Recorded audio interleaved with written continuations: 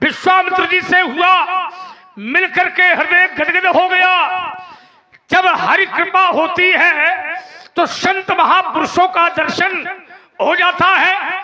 तो संत महापुरुषों का दर्शन पाना अर्थात परमात्मा की कृपा का पात्र होना, क्योंकि बिन हरि कृपा मिले नहीं संता। तो निश्चय रूप में हरि कृपा के हम पात्र हैं। तो ऐसे सात पुरुषों का भी दर्शन होता है। तो बहुत पुराने रिश्तेदार भी हैं विश्वामित्र जी, बहुत पुराने, इतने पुराने कि मेरे पिताजी के मामा हैं ये। विश्वामित्र जी की बड़ी बहन सत्यवती मेरे बाबा श्री ऋषिक महाराज को ब्याही है। मेरी दादी वर्तमान समय में कोसी नदी के रूप में बह रही है। मेरे पिताजी के मामा मेरे पितामह माने बाबा, मैं बहुत छोटा था, 5 वर्ष की आयु में इन कंधों पर बैठ करके रेवा नदी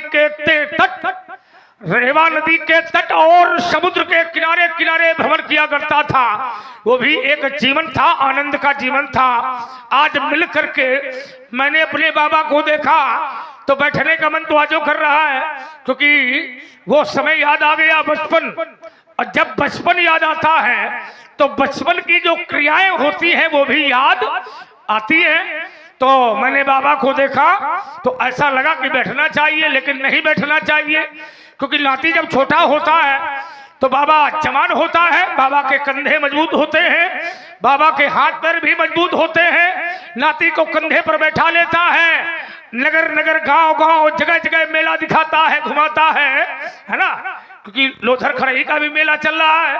तो वैसे भी नाती को बाबा मेला दिखाता है, लेकिन वही बाबा बूढ़ा हो जाए, असहाय हो जाए, कमजोर हो जाए, बाबा के हाथ पैर कमजोर हो जाए, नाती जवान हो जाए, तो ये नाती का भी धर्म है।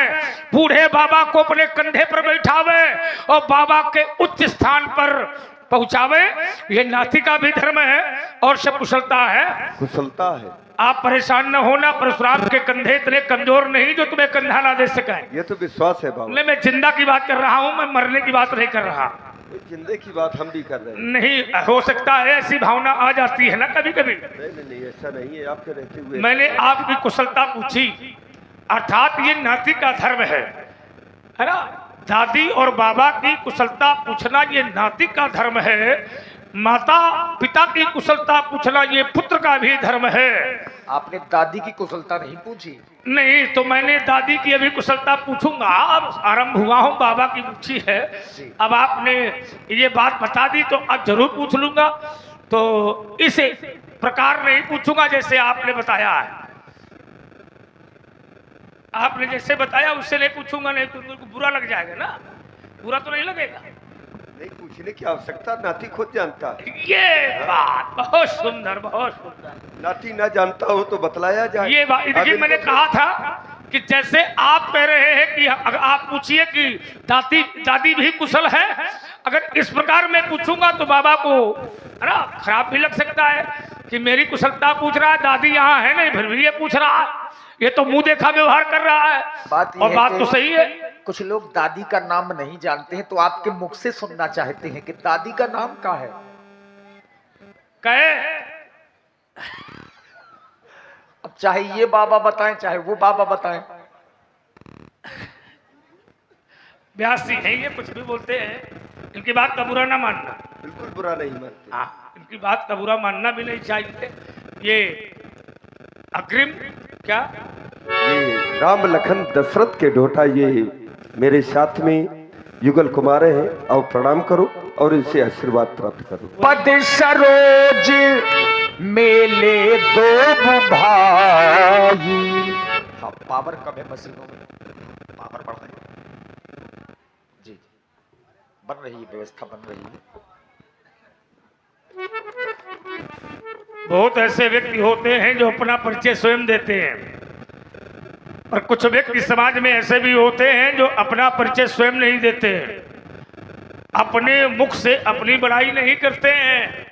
हाँ, वो ये नहीं कहते।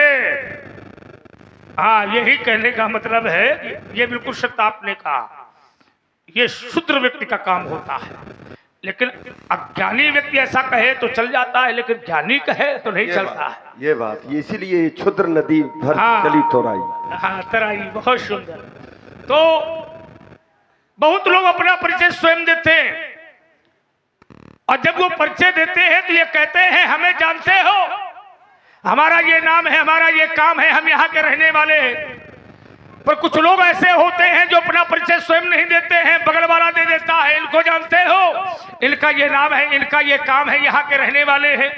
परिचय के मोहताज वो होते हैं जिनके सिर में सम्मान के ताज नहीं होते, वो परिचय के मोहताज नहीं होते जिनके सिर में सम्मान के ताज होते हैं। जो समाज में सम्मानित होते हैं उन्हें किसी सम्मान की आवश्यकता नहीं पड़ती है, परिचय की आवश्यकता नहीं पड़ती है। और जिस समय इन बालकों ने शिष्टाचार किया तो मैंने यह अनुमान लगाया कि मणि मुकुट कुंडल कीट मुक्तावली शोभित हो रही है, दिव्य आभूषण, दिव्य मोतियों की मालाएं, राज वस्त्रों से शोभित, और शिष्टाचार किया तो ऐसा लगा मानो ये किसी शिष्ट, किसी शिष्टाचारी, किसी विशिष्ट, किसी ज्ञानी, किसी धर्मात्मा के बेटे हैं। ये कौन से महापुरुष के बेटे हैं, जरा इनका परिचय करवाओ। ये कौन से राजा के बेटे हैं, राज वस्त्रों से शोभित होने के कारण ये कौन से राजा के बेटे हैं? ये अयोध्या नरेश चक्रवर्ती चूड़ामणि महाराज श्री दशरथ जी के कुमार हैं।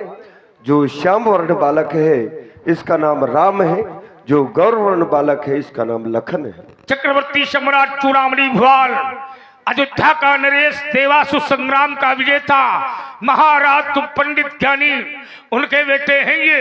लाने का कोई न कोई हेतु होगा। अवश्य यज्ञ की रक्षा। आपने यज्ञ किया, अवश्य। हमको नहीं बुलाया? नहीं बुलाया। नहीं बुलाया तो धीरे से निकल ले, आज के बाद दिखाई नहीं पड़ना, हमारी तुम्हारी रिश्तेदारी खत्म। ऐसा क्यों? अब यहाँ से लेकर के मुस्कुरा तक तुम दिखाई नहीं पड़ रहा। ऐसा क्यों? तुमने यज्ञ किया, हमको क्यों नहीं बुलाया? भाई कोई भी मांगलिक कार्य किया जाए, यज्ञ किया जाए, भागवत की जाए, क्यों ऐसी कथा कराया जाए, भागवत कराई जाए, यज्ञ किया जाए, उसमें मान दान रिश्तेदार की आवश्यकता पड़ती है, और बिना मान दान के कल्याण होने वाला नहीं है। और तुमने हमें नहीं बुलाया।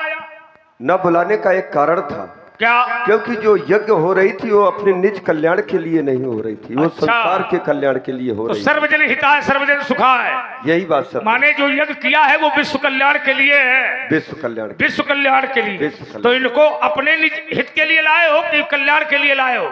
इनको संसार के कल्याण के लिए, साथ साथ हमारा भी हित है।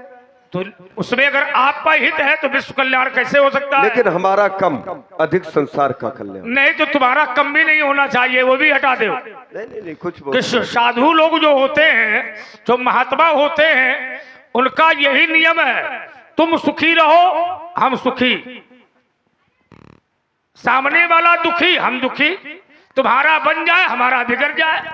यही तो कल्याण करने वाले महापुरुष लोग होते हैं। होते कि नहीं होते? हाँ, दूसरे का बनाते हैं पर अपना बिगाड़ करके ही दूसरे का बनाते हैं, ये महापुरुषों का कार्य है। और तुम्हारा नियम होना चाहिए सर्वे भवन्तु सुखिना सर्वे सन्तु निरामया, यही है। यही है। हाँ, लेकिन हित मांगा है तुमने। अनुज समेत देव रघुनाथा निश्चर बद में हो सनाथा। तो ये मैं जो शब्द लगाया है ये न लगाना दोबारा, ठीक? आइए, हमारा आशीर्वाद बालकों के प्रति है। राम लखन दोनों के लिए मेरा आशीर्वाद है। ये स्वस्थ स्वस्थ सारवर्ती हो गणपति का में मंगल गान। ये चिरंजीव यह जोड़ी अल्पम सुंदर गौर किशोर महान। जय कमला कल चले थाल सजा कर, यह कमला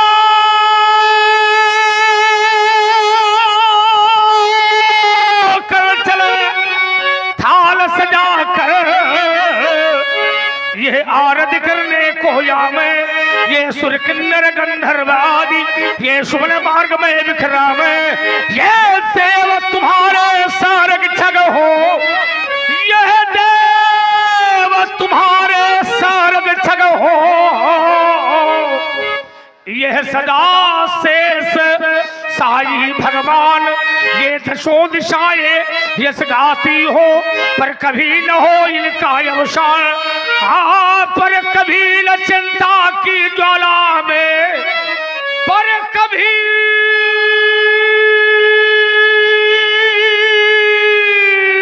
न चिंता की ज्वाला में,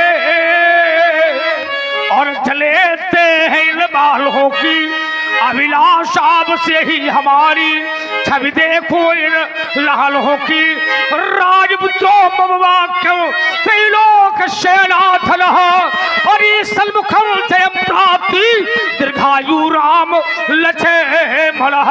दीर्घायु भो, पुनः पुराश्रवाद ले जाओ, बहुत विलोप विजय है। अब भगवान परशुराम जी ने बार बार राजा जनक की ओर देखा।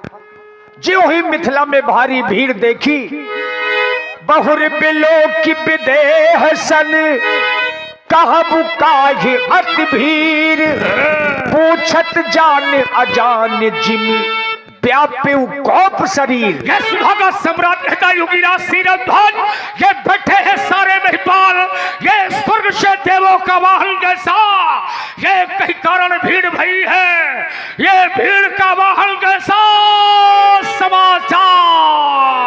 समाचार कही जनक सुनाए,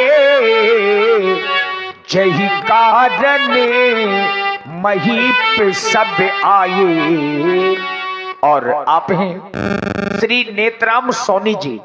नेत्राम सोनी जी 101 पुष्प मुद्राएं आपकी ओर से श्री परशुराम जी के चरणों में समर्पित है। साधुवाद। इन समस्त राजाओं के आने के कारण में मात्र एक ही कारण है, और उन सभी कारणों में है मेरी पुत्री सीता। एक समय अपनी मैया के कथनानुसार पुत्री उस स्थान पर पहुंची जिस स्थान पर भूतेश्वर की विशाल आयुध को रखी हुई थी। उसने